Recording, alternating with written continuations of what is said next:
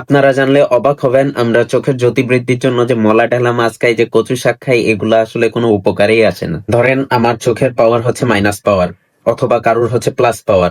যেমন কারুর দূরে দেখতে সমস্যা, আমার মতো মায়োপিয়া, অথবা কারুর কাছে দেখতে সমস্যা, হাইপারমেট্রোপিয়া, অথবা যেসব রিফ্র্যাক্টিভ এরর গুলো আছে, এগুলো কখনোই জিরোতে আনা পসিবল না। কারণ এই এরর গুলা অথবা চোখের এই দৃষ্টিজনিত সমস্যাগুলা দুইটা ফ্যাক্টরের উপর নির্ভর করে।